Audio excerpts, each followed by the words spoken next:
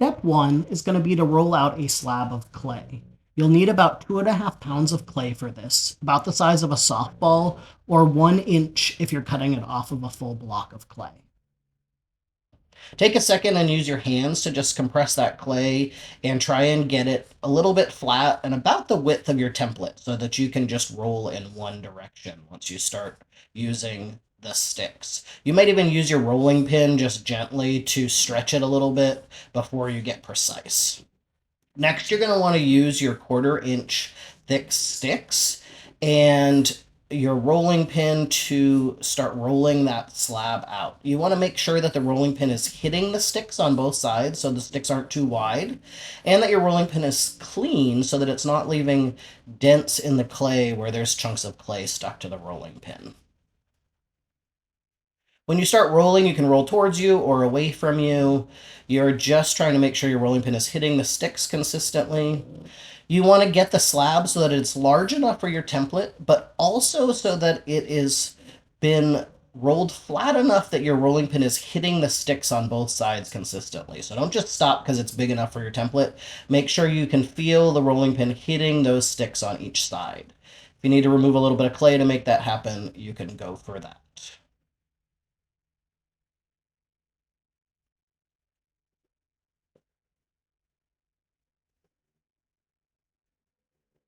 Once it's large enough for your template and it's flat, you're ready to move on to step two, which is compressing the clay.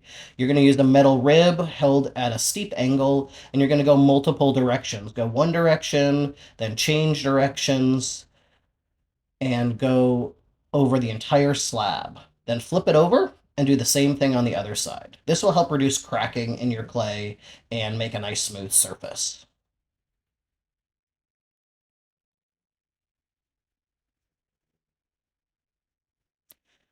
Step three is to use the template to cut the circle. Put the circle as far to one side as you can as you're cutting it out because you're going to want to use the extra clay in a little bit for the next step.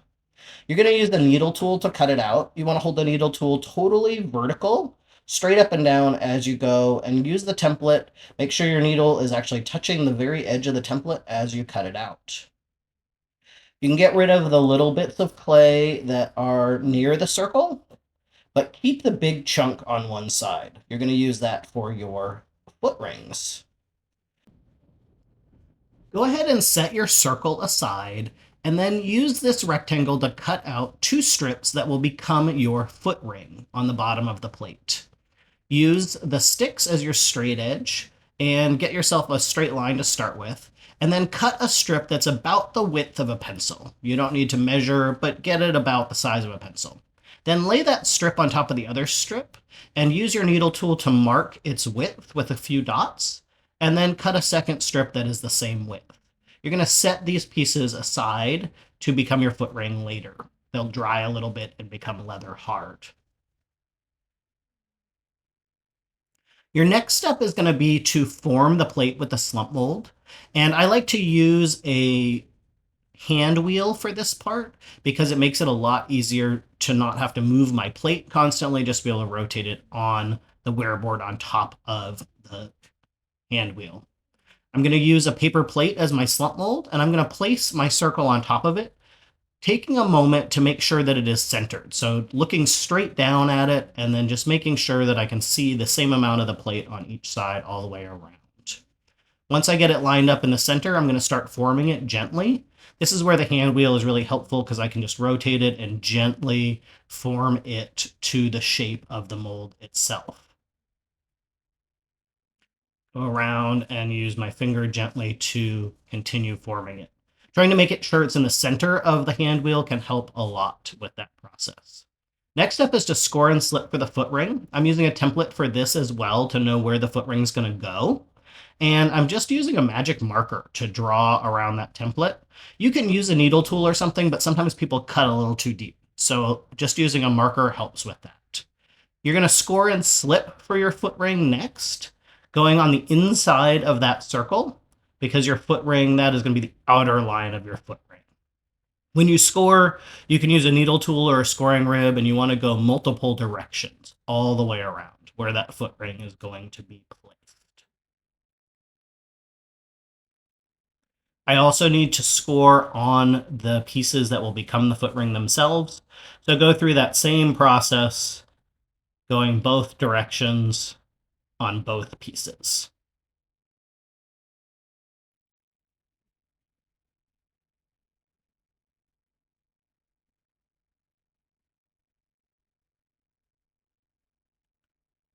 Next, you're going to add some slip all the way around on the area that you scored on the bottom of the plate.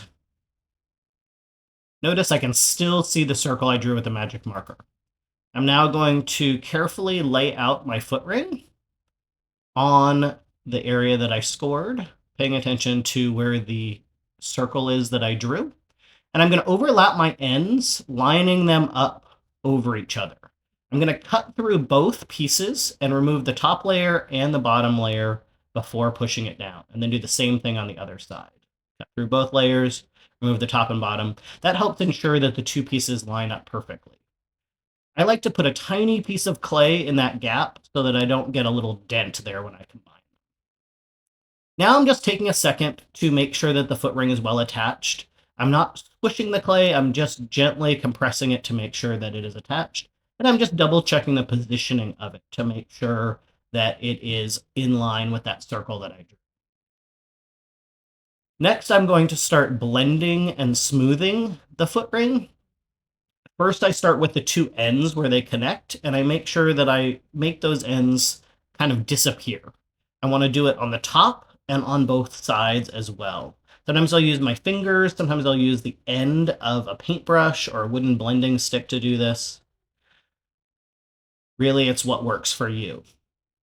I want to make sure the connection is good where the foot ring touches the plate. So I'm going around using the back end of a paintbrush to fit in there. My fingers don't fit in there very well. You could use your finger or another tool as well. But I just want to make sure that's blended on the inside and the outside really smoothly. Once I've blended it with some sort of wooden tool or my finger, I'm going to use a sponge to just smooth that out, smoothing the edges of the foot ring themselves, as well as the inside where the foot ring meets the plate and the outside. Sometimes I'll go back in and use a paintbrush if I'm having trouble getting in there with my fingers. A damp paintbrush works wonders for smoothing things out and getting a little bit of clay into any place where there's an opening.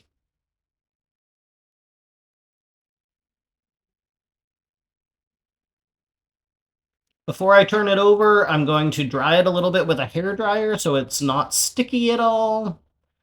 Take your time doing that. In order to flip it over, I want to slide it onto my hand, place the wearboard on top of it, and then flip the whole thing over. I can then remove the plate, and now I can dry it on the other side as well.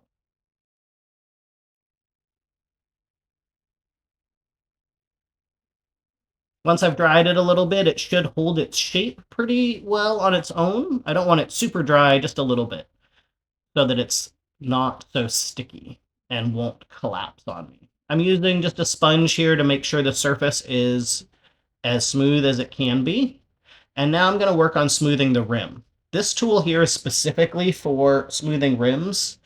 If you don't have one of those, it's not a big deal. You can simply use something like this is the back end of a needle tool, and I'm just kind of cutting down the edge on the inside and the outside so it's rounded rather than angular on the corners.